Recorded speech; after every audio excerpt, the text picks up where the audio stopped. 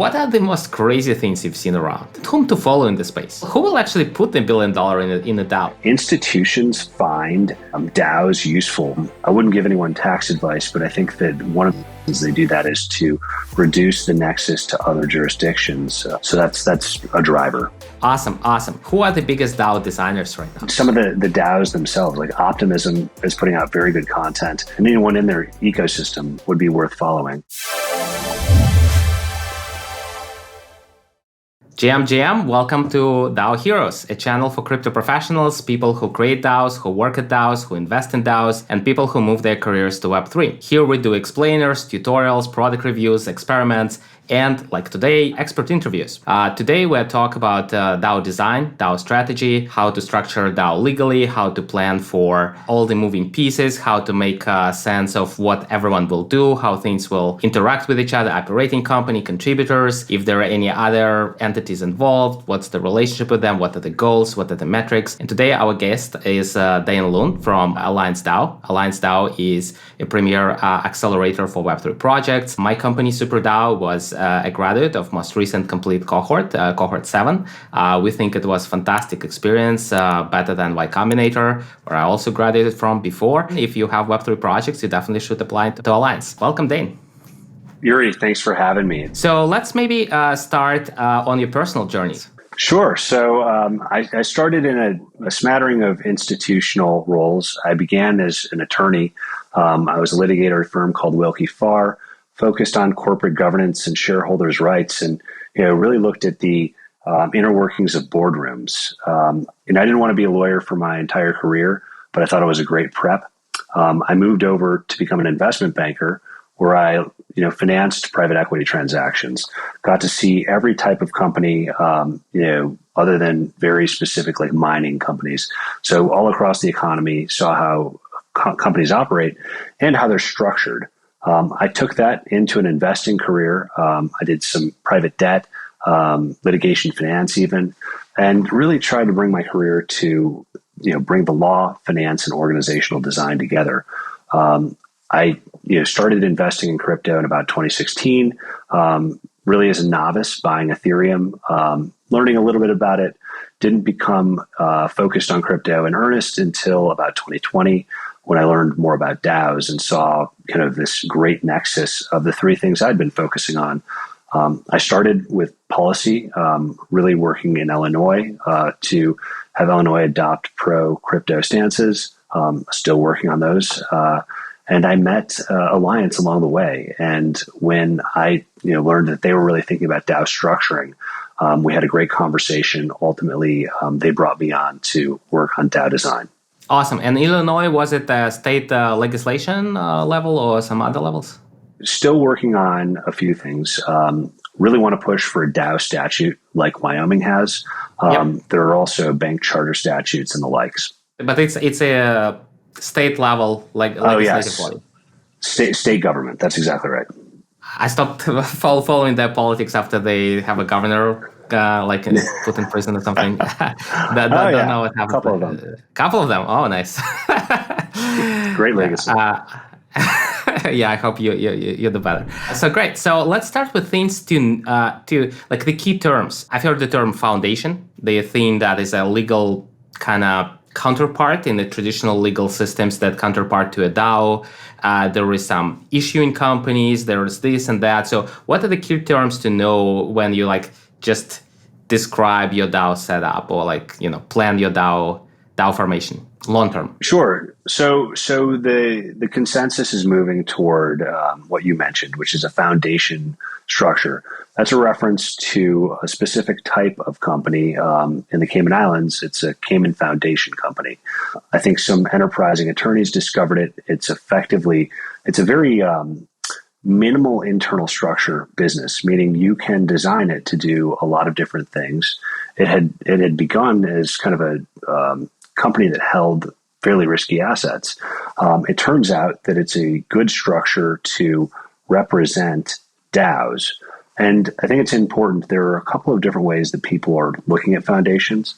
Some people look at the foundation as an entire wrapper for the DAO, meaning the foundation and the DAO are almost one and the same. It resembles a more typical corporate structure in some ways. And then there are others where the foundation is effectively a growth advocate for the DAO. And it's kind of slightly apart from the DAO, but its mission is to help support the DAO's network. And in the majority of new DAO setups are going towards the second approach. Yes, that's right. So we're seeing a lot of them move toward effectively the marketer and the growth engine for the DAO's network. Yeah, so the DAO actually, in its full entirety, exists on chain, while the Cayman Foundation is its kind of traditional representative, effectively. That's right. And so we're seeing that with, dYdX has, put out good materials there. It's very interesting. Optimism has good materials on their foundation now. We're seeing a little bit of consensus form on this use of the foundation. And a quick question, do you need at least one person in Cayman or a local person as a board or as an employee, as an officer? I've heard something like that. It's not necessarily the case at the board level. You do need, I believe, a secretary that's Cayman-based. And often people will appoint Cayman directors as well.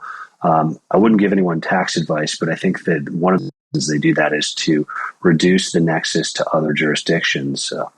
So that's a driver. Yeah, so say Cayman becomes the primary tax place for your foundation. Effectively. And another jurisdiction that is appears in a lot of conversation is British Virgin Islands. So how they come into the play, what are they best for, what's their relationship with Cayman, when to use them, when not to use them? Sure. So there's not a concept of a foundation company in the British Virgin Islands, but people do use the jurisdiction quite a lot. What we see is oftentimes, the British Virgin Islands will be a place of token generation. So, not to go too far down the alley of like what's a security, what's not. BVI has a different virtual asset regime than Cayman at the moment. That could change at any time.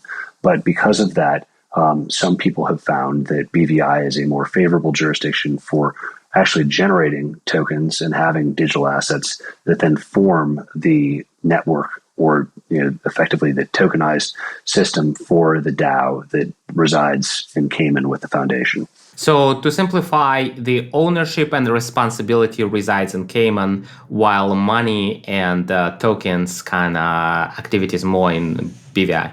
At least in the first instance, it becomes fairly complex when you think about the flow of funds.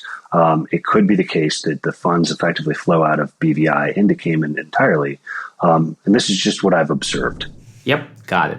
And then there is a concept of operating entity. So the operating entity is the original company that dreamed of or was thinking about eventually having the foundation or ecosystem, a much broader group of people and protocols and services and IP, but the original group of people or one of the first who preceded the foundation. So do you use the term like operating agreement between the operating company or one of the operating companies and the foundation? Are there any templates? What typically written there? Is it that the foundation gives some of the tokens to operating company and operating company does some of the work, or how that structure works? What I'd say is sometimes we see, US-based, LLCs that are operating companies, for instance. Usually they're referred to as development company. It doesn't have to be in the United States. They could be just about anywhere we've seen, even like Singapore. Now, what they do is usually they're a legacy business that has then, wanted to create token architecture or decentralization. They may provide a service either in furtherance of that decentralization or on an ongoing basis. And generally, I would think that there would be a services agreement of some sort. It's typically an arm's length, like the OpCo or DevCo is providing some contractual service to either the foundation or the DAO, but usually it's via the foundation because that's the legal representative. And let's say the DAO makes some money or provides services or charges fees. Do the fees go to BVI? Do the fees go to Cayman? Do the fees go to operating company? What's the most common? That is, I think there's not much consensus there. And part of that's driven by lack of clarity on what the tax nexus is. It could be out of the foundation. If there's a significant U.S. nexus, it could out of the OpCo, but I think people generally try to keep it, more focused on Cayman, and the foundation's probably the entity that they're using to do that. Got it. And actually, it is very unclear question where you're supposed to pay taxes. Let's say you have a DAO and you have 100 Ethereum addresses participating as like key contributors. You don't know where they're based, so how you even know which country you should, I don't know, pay taxes to? Yeah, and I think that's a reason why we need more clear regulation that is kind of supportive of these very difficult but very important innovations. So if we could get more clarity or an interjurisdictional agreement, I think that'd be a very good thing. Out of the decisions that you're comfortable sharing with us, what are one of the two most interesting decisions you guys did at Alliance DAO as in terms of structure and design? Sure. So I think what we've come to is a realization of an ecosystem model, which means that you can have many different pieces of your organization that create your decentralized community. And that's very cutting edge. So the two things that are a little bit more traditionally structured are the accelerator, the full-time people who do cohort by cohort kind of training, and the investment arm, which holds the money that you put into the company. And the thing that is more decentralized or more like DAO type system is the contributor network, the people who come teach lectures, source startups, to refer startups for the next cohort, help support before, during, after investment, and after the cohort. Yeah, I think that's a good way to think of it. The founders network and the supporting network can be decentralized, and that's the aim. There are other organizations around the ecosystem that are apart from the DAO. Yep. So the DAO might be some legal services, founders, alums, like big people in the space, while the accelerator is like in service and operating agreement or like in some sort of mutual relationship with the DAO, and the same with the investment. Investment arm is also a little bit outside of the core DAO. Is it fair to say? That's the case for just about every kind of investment-oriented accelerator DAO structure. What are the most crazy things you've seen around? Like, I don't know, someone used like, I don't know, Central African Republic for structuring something or something. There's some movement towards Switzerland. Maybe that's vanilla at this point. We're seeing the Marshall Islands, which kind of came out of left field. There's a company called MIDAO, which is working as a registered agent over there. They've started to recognize DAO LLCs. That's probably the most out of left field. Any other interesting structures? So we have tokens, we have NFTs, we have shares, any other, I don't know, securitization tools or names or any crazy terms or anything crazy on anonymity side where like no one knows anything or like what's the frontier right now? So the frontier, I think, is Soulbound tokens. So kind of the opposite of like the privacy nobody knows, but a token that can help identify broadly the genesis of the community. So it's a token that you can't sell. Exactly. So if you lost like the wallet, that's it. Yeah, I mean, it really is a way of identifying a specific actor across multiple contexts. Like, who are the biggest DAO designers right now? Who are the people who define the future? Is it the most advanced legal firms? Is it the individual founders? Is it individual, I don't know, ecosystems around Solana or Polkadot? Like, who is like worthy of special attention in the field of DAO design? Sure. So, I think that Kain Warwick would be somebody that I'd follow. What he's doing at Synthetics is very interesting. And then some of the lawyers too, like Lex Node, always worth a follow and very interesting. Collins Belton, also a creative attorney. And then some of the DAOs themselves, like Optimism, is putting out very good content. And anyone in their ecosystem would be worth following. All right. So the next question is, what do you think would be the most interesting things to happen in the next year or two? Like what's we right at the edge of happening? Like what are the next things to go mainstream? I think that broadly, it's DAOs getting to hold billion-dollar treasuries. And I think there are two things that need to happen. One is integration of L1 and L2 to provide more secure governance and also security around things like multi-sigs.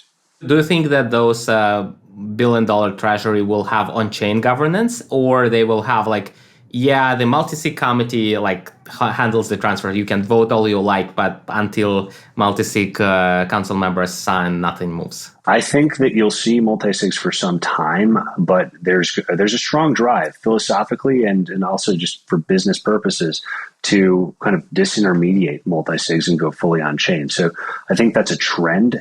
It's aspirational. It'll take a little time. It feels like it's like a disaster in the making. I don't know. Understanding the attack surface without the multi-sig is the challenge. And I think that we as a community need to really figure that out. Yeah, so the security is one of the frontiers. Yes. Yeah, so, and who will actually put the $1 billion in a DAO? So is it governments? Is it existing corporations? Is it new Web3 startups? Like who are the 10 next organizations to have $1 billion treasury? Yeah, so I think that you hit on the head, which is it won't just be like, startups that do this. I think that we'll see institutions find DAOs useful for one or another purpose. You could see university endowments, for instance, finding them very useful. And so I think organizations will use a part of their organization as a DAO, and those treasuries will be quite large. What are the skills in the field? So, like, let's say you're an aspiring DAO designer. What do you need to learn beyond like the zoo of the legal end, like the relationship, the practices? Like, what are the skills? What are the skills that you think you mastered in the last few years? So I think number one is game theory, thinking through incentives and being able to be creative about what people can do. I think that's really important. I also think that understanding human organizations and management is really important, particularly if you have sub-DAOs. Human relations still really matter. And I also think that understanding the synthesis between governance rules and the chain dynamics is really important, which takes somebody who can both think through human aspects and like the technical aspects of the blockchain. I think that's a really rare skill that's important. Got it. So it's like a full stack thinking. So I think like I retroactively watched a few kind of Luna and Terra kind of disaster analysis. And they were like, okay, so there is a blockchain technology. This is how stablecoins work. Then there was like a business setup. There's this anchor that gives like outrageous interest rates. And that is kind of semi-related to Terra and semi-related to Luna. And this is now incentives, like seems like a great 20% return. So people start moving money in, but then they stake and then they can't pull money out when things start crashing, which they should not, but they did. And then there were like attack of institutions. I don't know if it happened or not. Now rumors that some big institutions like formed an attack, and so now it's like when you analyze the whole story, there is the technology story, there is a formation story, there is an incentive story, and then there is a political story. And as a DAO designer or even like DAO participant, you need to understand all of those kind of levels. I think of that as like the trope where you see a professor with 5 chalkboards and a bunch of equations and nobody knows what's going on. Uh-huh. Like if that's what your DAO design looks like, it's probably not going to function the way you think it's going to. I think it's better to do it like at 1 chalkboard maximum, like something that, everyone who's using it can understand, because if they can't, then there's a risk of exploitation. What do you think is a healthy incentive? So if like paying outrageous staking interest is like unhealthy incentives because it's very Ponzi-like and eventually it stops and like prone to like bad things. So what kind of good incentives you recommend people to study or potentially, implement? Sure. So I'm a big fan of systems that kind of incentivize decentralization. So like you could look at incentives for validators, for instance, to arrive and provide capacity to different layer ones. Layer ones have a problem attracting validators. So if a DAO or some organization can drive those incentives, I think that's a very good thing to do. What are the controversies, or like what are the interesting debates? What are the things where half the people think A and half the people think B, or maybe majority think A but you think B? I think that the question of like flat organization versus hierarchy is a big debate that's going on in DAOs. There's no real assumed structure. Before you say, everyone like write in the comments or like think in your head, whether you're on the flat side or hierarchical side, and then we'll see what Dane advises on. Like, okay, Sure. 1, 2, 3. I'm on the hierarchical side. I'm on the hierarchical side, but I'd say I'm on the governance minimization part of hierarchy, meaning I believe in default rules that provide delegated power, that the DAO retains accountability. They can remove bad actors, but not fully baked hierarchy that's really rigid. I just don't think DAOs have proven to work. Yeah, so essentially a DAO can create sub-DAOs, delegate, dissolve sub-DAOs, give them tiny budget to play with, ask for every spending kind of transparency. If things go wrong, they can like revoke the funds or like close that sub-DAO, move some other sub, and each sub-DAO can have its own multi-sig or its own spending committee. Do I understand the things correctly, or I think that's exactly right. It's like a growing tree where like everything kind of grow from the same stem, and then eventually branches out. I often use the tree model as a way of describing it. So you're right. All right, so today was a lot of learning. So we learned about different jurisdictions from Cayman to BVI to Marshall Islands, even Illinois. Hope to join the race. And then we learned a little bit more about Alliance DAO, how it has like the investment arm and the accelerator and the DAO primarily for founders and helping people and other supporters of the Web3 companies. We've learned some stories like the movement, like new trends, like Soulbound tokens, and got to know some things to follow. Particularly, I guess I need to study optimism and how they do DAO formation, and finally figure out that one DAO is not enough. You need to branch out to a lot of sub DAOs. So thanks, Dane, for stopping by. This was super insightful, and for everyone here, please write down like in the comments, how would you structure DAO? Would you have sub DAOs or not? And how many and for what purpose? And hope you stick around for the channel. We have more expert interviews like this one. We have a whole playlist of those. And until the next time, please subscribe and like. Bye.